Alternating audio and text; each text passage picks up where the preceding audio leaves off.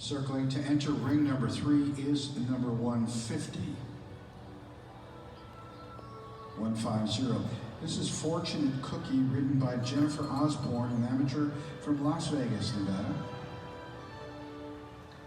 Fortunate Cookie is her 2015 Bay Mare by successful appeal out of Skinny Jeans by Pleasant Tap.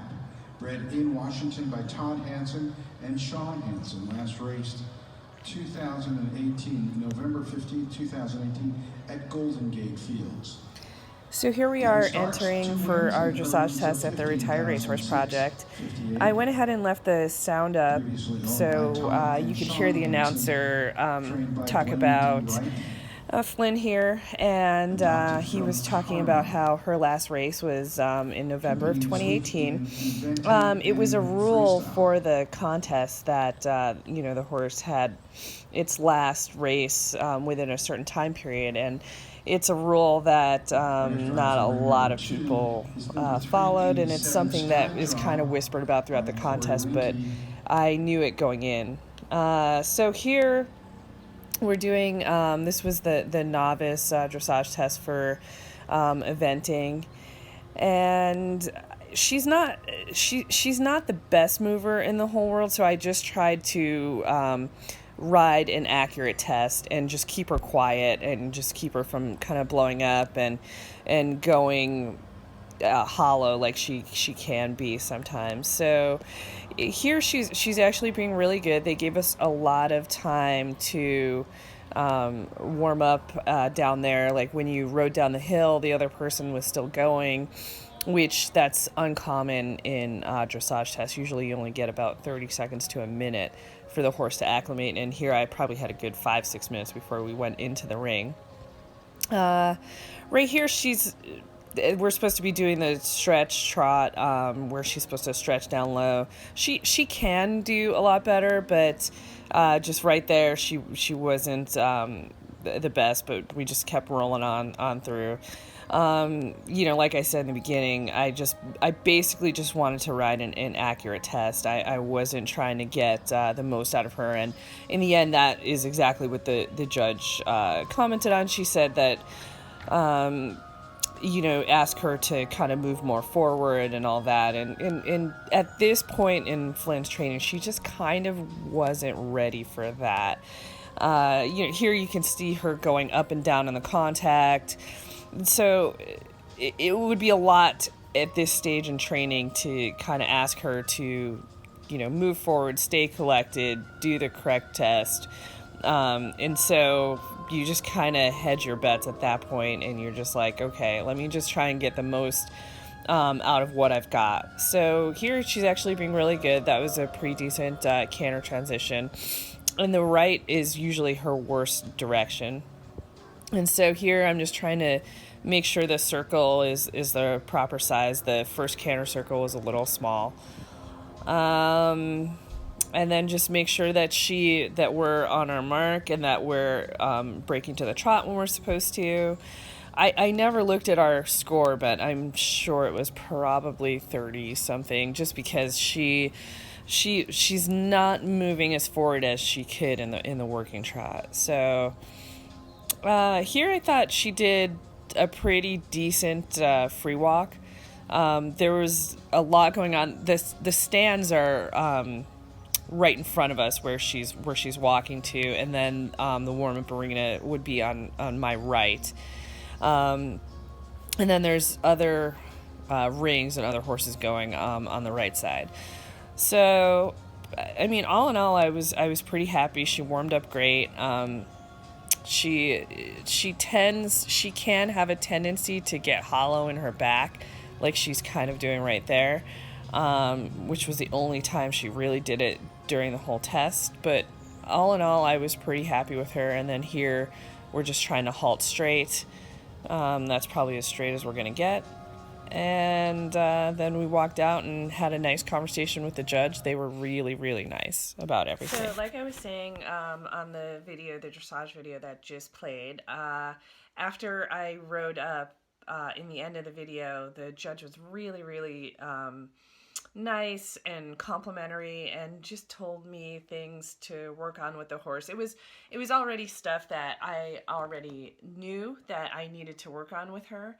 But it's always nice to hear that confirmation from, somebody who, does that for a living and is really like, yeah, you can work on getting her to move more forward and just really move up into the connection from leg to hand. And like I said, she wasn't really ready for that at that point. She only had at that point, conservative estimate about 9 months of training.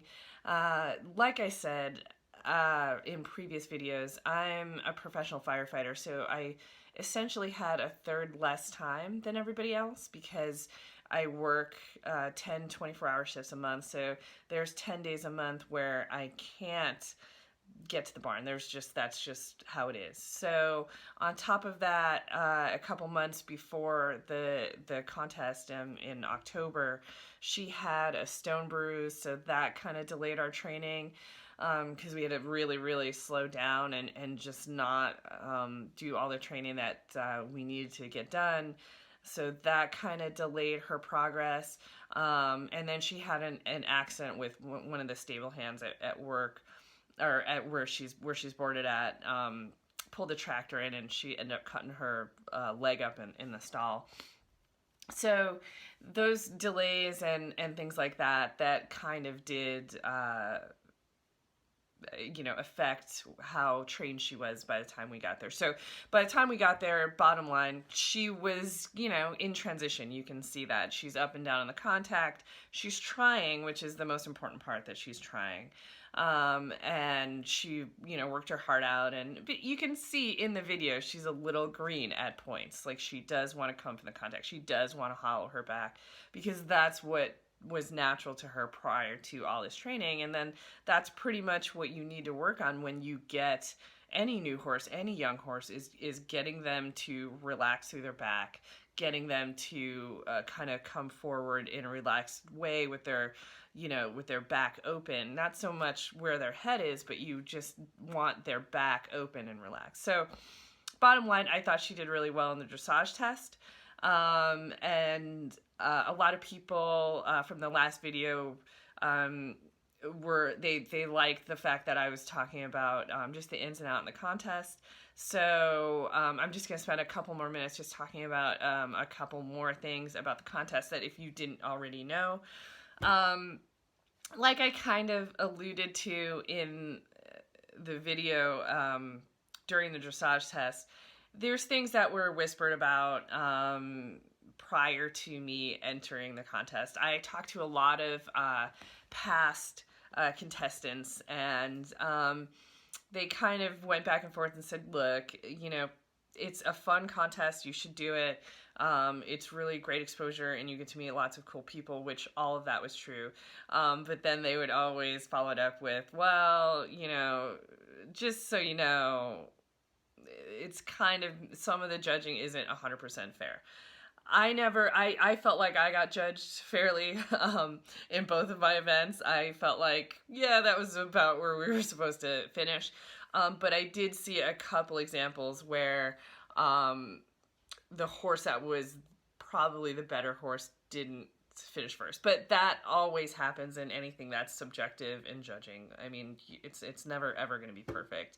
The one thing that was kind of whispered about throughout the contest, and it is fairly obvious, is people get their horses prior to the date and start training them prior to the date that you're supposed to start training them. And so a lot, like, you might not think that a month or so would make a huge difference, but in a green horse, a month or 2 or 3, which people that were there that had their horses a lot longer than that.